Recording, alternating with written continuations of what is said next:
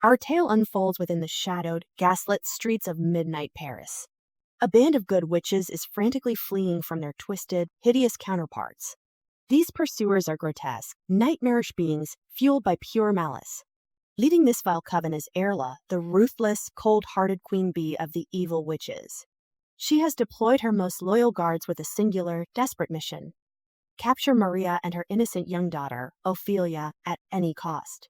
Desperate to outrun this cursed, beauty-challenged trio, Maria drags her daughter into the decaying remains of an abandoned building. She whispers a few urgent, life-saving instructions into the girl's ear, placing the heavy, ancient book she has been safeguarding firmly into her hands. Ophelia scrambles to hide beneath a bed, trembling with fear. Maria, acting with swift, practiced grace, blows a cloud of shimmering magical dust over the girl and the tome, effectively rendering them both completely invisible to the naked eye. Erla bursts into the room, her voice dripping with venom as she demands the book back immediately. Maria boldly bluffs, looking the villain in the eye and claiming she no longer possesses the artifact. Maria insists that Ophelia has already successfully delivered it to Diandra, the wise and powerful leader of the good witches, which would signal that time has finally run out for Erla. Showing off some master-level pickpocketing skills, Maria brazenly brandishes a hard glass medallion she just swiped right off Erla's chest. Before the queen can retaliate, Maria is suddenly engulfed by a swirling, chaotic cloud of bats and whisked away into the night. Suspecting that the girl hasn't actually fled, Erla begins a furious search of the room. But even when her nose is inches away from her precious, hidden book, the invisibility spell holds firm, and she remains utterly blind to their presence. Ophelia realizes that successfully getting the book to Diandra is going to be an incredibly perilous task to undertake on her own. Not to mention that Erla is undoubtedly expecting this move, so she pivots and hitchhikes her way to the mysterious Berga castle instead. The sign hanging out front warns that it is home to ghosts, and tonight just happens to be the premiere of their highly anticipated event, a haunted dinner. Berga Castle is actually occupied by only 3 residents, and in a cruel twist of fate, only 2 of them are still alive. The other living soul in the castle is the king himself, who was recently dumped by his queen and is nursing a shattered heart. He tries to mask his profound emotional pain from his loyal subjects, but anyone can see the truth by the miserable state of his chambers. With a heavy, painful sigh, the king trudges downstairs to host the dreadful, high-stakes event. Addressing the audience, he tries to present the spectacle in the scariest way possible, but his grand intro keeps getting interrupted by a bratty little boy who looks like one of the unruly kids from Wonka's factory. Ignoring the fact that Wee Bob is a literal, actual ghost, he attempts to coordinate a series of special effects to enhance the show, but his efforts do not go unnoticed by the insufferable child. Upset at the obvious amateur deception, the audience storms out of the castle without paying a single penny. The king tries to keep a positive outlook, but it is a losing battle. That is precisely when Ophelia knocks on the door, desperate for an audience with Haughty Bug because he is the only one who can possibly help her. The ghost, however, begs to differ. He slams the door rudely and warns the king that the girl is a dangerous witch. Julius opens his mouth to question this sudden accusation, but then he sees Ophelia standing on this side of the door, as if by pure magic. Wee Bob explains that his intense, deep-rooted fear of witches stems from the fact that he actually has a couple of them in the family, though the girl already knew that. Maria is Wee Bob's own sister, which officially makes Ophelia his niece. Completely shocked at this revelation, the ghost begins to test her with a frantic, skeptical pop quiz. Maria no longer able to doubt her identity, he is forced to reveal that Maria made his childhood a bit difficult. But he eventually accepts the truth. Ophelia is introduced as an official royal guest. Meanwhile, a very unwanted guest is rapidly approaching the castle. Erla is picking up a silver hairpin that Ophelia dropped earlier, which confirms that they must be hiding in Berga Castle. In the kitchen, Charles tries to come up with a meal while they hear Ophelia's harrowing story about the heartless villain. Erla has been stealing years of life from the good witches, and we aren't talking about stolen packed lunches here. She literally takes decades from someone else's life and adds them to her own. Only a dark spell from the forbidden Necronomicon can accomplish something like that. Ophelia has successfully hidden the book inside magically powered, Russian nesting suitcases. The legendary book is famous for its catastrophic, dangerous spells, and some of them could plunge the whole world into eternal darkness. Wee Bob sees it as the ultimate key to finally improving his own lackluster spookiness. Worried about his reckless excitement, Ophelia makes it clear that he can never use that book. But the girl's words are hard to hear when the book itself starts to speak. The Necronomicon quickly picks up on the weaknesses that can be used to control this little fool. It begins to whisper about special spells that can make you feared by everyone you encounter. Julius cuts that kind of dangerous talk right away, putting the chatty, cursed thing back into the drawer. But they are already in grave danger. Now Erla shows up with her guards and they forcibly take Ophelia to the attic.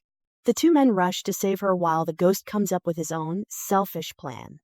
Ignoring absolutely everything he was told, Bob grabs the cursed book and reads aloud a few forbidden words. The spell successfully gets rid of the intruders for the time being, but Ophelia is absolutely furious.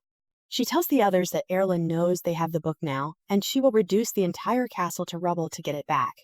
Now their only hope is Diandra, and her castle is in the Witches' Woods, a bit far from Burdick. Luckily, Julius has an idea of his own. It is already morning when he takes them outside and reveals a functional biplane. While Charles bravely fights his separation anxiety, the other three fly toward Diandra's castle, hidden near the woods.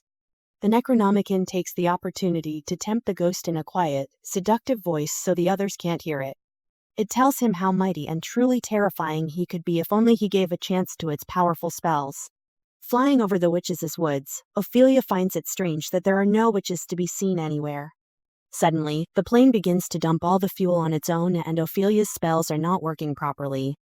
Julius is forced to resort to an emergency landing, which is a very polite way to say he crashed into a local village. Not sure if they are on the right turf, they decide to avoid any use of magic. Posing as a regular guy with his daughter, they head into the closest tavern. Ophelia recognizes the drawings all over the door. They are part of a protective, ancient spell against witchcraft. Inside the tavern, the two foreigners are quickly spotted, and a large, intimidating dude covered in tattoos comes to deal with them. His name is Andre. Fed up with this nonsense, Ophelia blurts out the absolute truth. Her mom is a good witch like herself, and she was taken by the bad ones. We see that Andre is actually a super sweet, gentle soul. Good witches are more than welcome at the tavern, especially now that so many have gone missing, just like Maria. All that salt and the pentagrams are protection against the true culprits, the bad witches. And Andre takes them to their table and explains the menu in the most cheerful way possible. He then says that their invisible ghost friend is also welcome to sit with them as they exchange a surprised look. After dinner, Andre offers them a room for the night. To keep the evil, encroaching forces at bay, he lays a line of salt by the window. But the crashed airplane is still sitting right outside. Andre says he can get a few guys to move it. Julius offers to join them and leaves Bob in charge of protecting Ophelia. The little witch tells her uncle that she has heard many stories about him. Apparently, he is known in the family as a funny ghost. To cheer him up, she takes out the Russian nesting cases to show him something she carries everywhere. To avoid loneliness, she opens one of the drawers to reveal a bunch of puppies. So many that it's hard to remember all their names correctly. Realizing that one of them has run off, Ophelia steps out for a moment to find the puppy.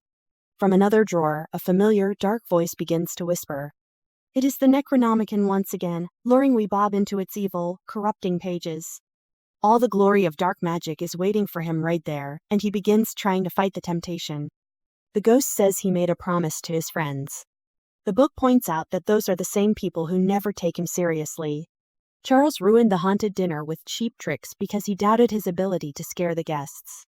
He is even despised by a king who wasn't good enough for his own queen. In his haste to get the book before Ophelia comes back, he accidentally breaks the line of salt that Andre had left there for protection. It is not long before the bats come swarming through that window. Julius arrives just in time to see them taking Ophelia and the Russian cases. Andre gives them directions to Diandra's castle, and they enter the deep, ominous woods. Just when they are about to admit that they are hopelessly lost, they come across a strange, alluring gingerbread house. The ghost convinces Julius to take a bite before resuming their quest, and they end up caught in a wicked trap. But when the gingerbread witch comes, she lets them go and even offers some cake. She has been reading a book about making friends and it says she must abandon certain, toxic habits. Like eating her guests, for example. When the witch hears them saying that Erla already has the Necronomicon, she begins to pack the house, determined to leave at once. Losing it probably made Erla realize her previous, fragile scheme. She has been stealing from her peers a couple of decades at a time, but she can do much more now. The book has the power to open the gates of the underworld, causing such disaster and imbalance that she could devour many witches' lifetimes at once. The gingerbread witch wants nothing but distance from this whole terrifying thing, so she points the way to Diandra and splits. Soon, our heroes get to the gate covered with hundreds of blinking eyeballs. They are allowed to enter once they prove their identities. Diandra turns out to be a gorgeous witch, and she is happy to welcome a pair of brave allies. Wee Bob almost feels like a third wheel, but then he sees something very, very odd. It is one of the puppies, the one that keeps running off, as he is probably doing right now. Which means the Russian cases are here. But how?